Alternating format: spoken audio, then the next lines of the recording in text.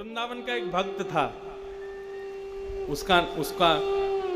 उसको सब अलबेला कहते थे वृंदावन में। उसको नाम ही पड़ गया था अलबेला।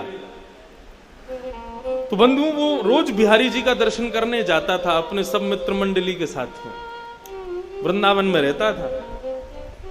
बिहारी जी का दर्शन करने के लिए नित्य जाता तो सारे उसके सखा दर्शन करते। सखा मतलब सब भजनानंदी थे, अलग अलग कुटियाओं से सब एक जगह मिलते और फिर बिहारी जी का दर्शन करने जाते। बहुत वर्षों तक बिहारी जी ने उसको दर्शन दिया, लेकिन एक दिन एक अचंबा हुआ। जैसे ही बिहारी जी का दर्शन करने के लिए गया तो बिहारी जी में बार बार पर्दा आता है, तो पर्दा आया हुआ था। दर्शन करने के लिए सब खड़े थे। जैसे ही पर्दा हटा सब कहने लगे श्री वृंदावन बिहारी लाल की। उसके संग जो बाकी के भजनानंदी संत थे वे भी सब कहने लगे वृंदावन बिहारी लाल की जय। लेकिन उसने नहीं कहा। वो सामने जब देख रहा था तो बिहारी जी जब बाहर विराजते हैं तो बगल में सखियां चमर वमर लेके सब खड़ी रहती हैं, चांदी के सिंहासन रहता है, सब फूल बंगला बना रहता है। फूल बंगला है, सिंहासन है, सखियां हैं, लेकिन बिहारी जी उसको नहीं दिख रहे थे। अगल बगल वालों को बोले तुम जय जयकार क्यों बोल रहे हो? बोले अरे बिहारी जी के दर्शन तो जय जयकार से ही होते हैं। उसने आंख मीड़ करके देखा, बोले बिहारी जी बैठे हैं सामने। बोले अरे दिख तो रहे सामने, तू दर्शन क्यों नहीं कर रहा है? और वो कैसे कहे सबसे कि मुझे दिख ही नहीं रहे हैं। वो मन ही मन विचार करने लगा, अपनी आंखें मीड़ने लगा, क्या हो गया, मुझे ठाकुर जी दिख क्यों नहीं रहे हैं? चला गया। रात भर सोया नहीं, कुछ खाया नहीं, कुछ पिया नहीं। यमुना जी से प्रार्थना करता है कि हे यमुना मैया, मुझसे कोई अपराध है गयो जो ठाकुर जी मुझको दर्शन नहीं दे रहे? किसी से कह भी नहीं सकता, क्योंकि यदि किसी से जाकर के कहा तो सब लोग मेरा आश्चर्य करेंगे, लोग मेरी बात बनाएंगे, पूरे वृंदावन में हल्ला मच जाएगा।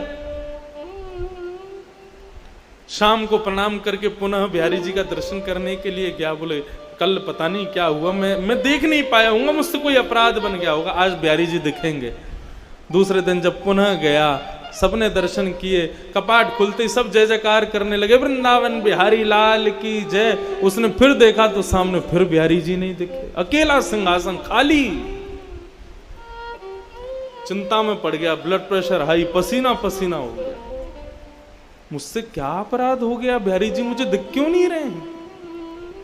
किसी को पता ना चले तो उनसे बड़े अलग ढंग से पूछता है, बिहारी जी की पोशाक बड़ी सुंदर है ना? तो बताते हाँ आज तो पीली पोशाक पहनी है, हाँ देखो कमल की माला पहनी है, बिहारी जी का मुकुट कितना सुंदर लग रहा है, बिहारी जी की सुंदर देखो क्या छटा दिख रही है, गाल ऐसे चमक रहे हैं। सुन करके रोने लग जाता, बोले मुझे क्यों नहीं दिख रहे हैं? रात भर नहीं सोया, 2 दिन हो गए, ना सोया ना खाया ना पिया, कुछ नहीं, बस इसी चिंता में है कि बिहारी जी मुझे दर्शन क्यों नहीं दे रहे। तीसरे दिन सुबह वृंदावन परिक्रमा लगा करके आया, यमुना स्नान किया, ब्रजवासियों को प्रणाम करने लगा। अरे कोई अपराध हो गया हो तो हे बिहारी जी क्षमा करना। अपने दोनों उंगलियों को मीड़ करके आज एक बार अपने ऊपर विश्वास करके तीसरा प्रयास करता है, आज यदि बिहारी जी दिख गए तो ठीक, नहीं तो प्राणों का त्याग कर दूंगा। जैसे ही मंदिर में प्रवेश किया, कपाट खुले, सबको बिहारी जी दिखे, उसको नहीं दिखे। तत्क्षण निकल गया। यमुना जल में अपने प्राणों का परित्याग करने का मन बना लिया। बोले जिस देह को बिहारी जी नहीं दिख रहे, उस देह को जीवित रख के क्या फायदा? जिस देह से, जिन कानों से कथा नहीं सुन सकते, जिन आंखों से दर्शन नहीं कर सकते, जिन नाक से ठाकुर जी के चरणों की सुंदर सुगंधी नहीं ले सकते, जिस जीव से ठाकुर जी का प्रसाद नहीं पा सकते, जिन पैरों से प्रदक्षिणा नहीं कर सकते, उस देह का मतलब क्या है रहने का? निकल गया। बोले आज प्राणों का परित्याग कर दूंगा। यमुना के किनारे जाकर के बैठ गया, हे यमुने मैया कृपा करो, मुझसे कोई अपराध है गया?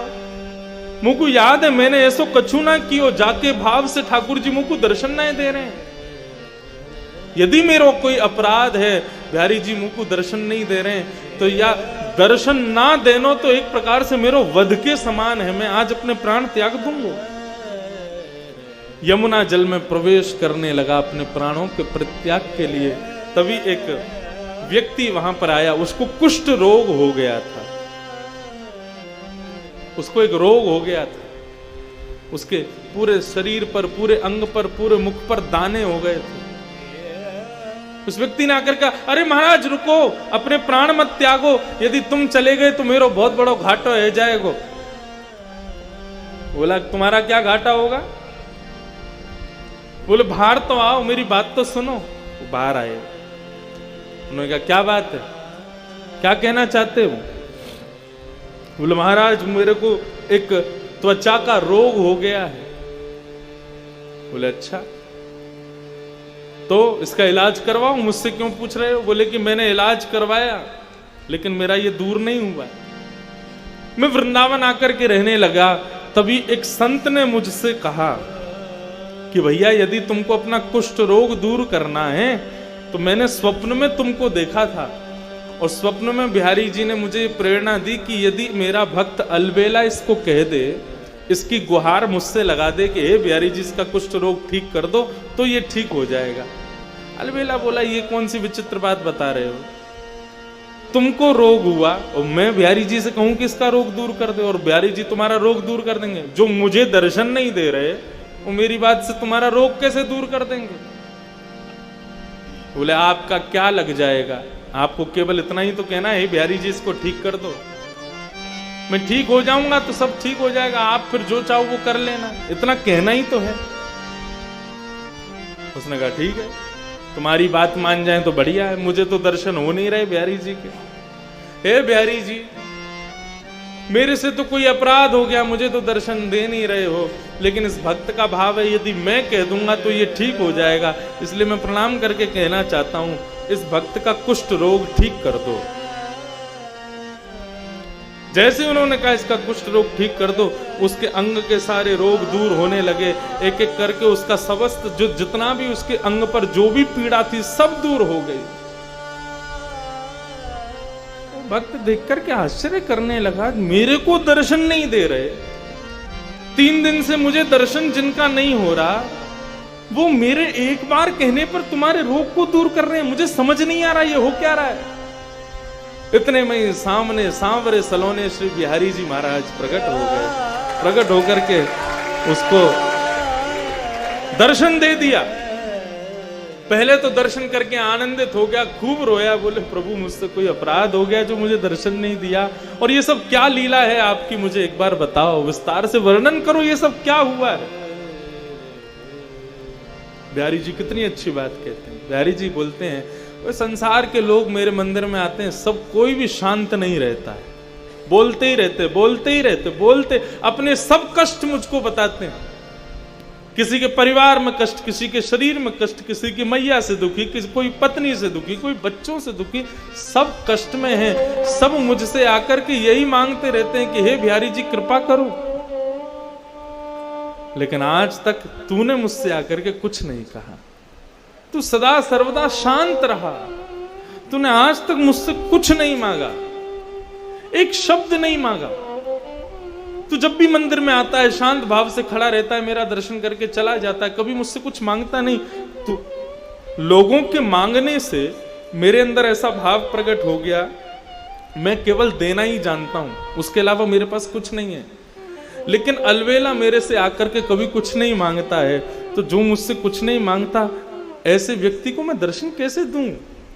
वो मुझसे कभी कुछ मांगता ही नहीं है, उसको दर्शन देने का तो मुझे अधिकार ही नहीं है। मुझे स्वयं पर एक ऋण जैसा लगता है तू कुछ मांगता नहीं है तो, क्योंकि संसार के लोग मांगते हैं, तू नहीं मांगता ना, इसलिए मुझे ऋण लगता है, ऐसा लगता है मुझ पर लोन चढ़ा दिया तूने, इसलिए उस ऋण से उऋण होना चाह रहा था मैं, इसलिए 3 दिन से भाग रहा था। ऋण मांगने वाले जब आते हैं तो ऋण देने वाला भाग जाता है। ऐसे ही तू रोज आता था तो मैं रोज चला जाता था कि इसका ऋण मुझ पर चढ़ा है, मैं कैसे दूर करूं उस ऋण को। लेकिन आज मैंने एक लीला करवाई, तू 3 दिन से रो रहा था मुझे दर्शन दो दर्शन दो, मैंने कि पहले तेरा ऋण चुकता होगा तभी तुझको दर्शन दूंगा।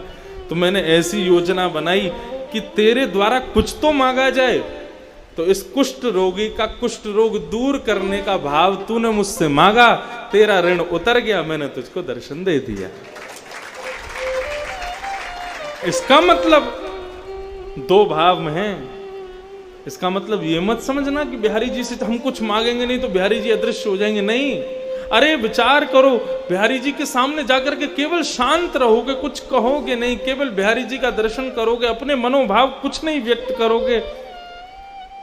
शांत व्यक्ति ठाकुर जी को अति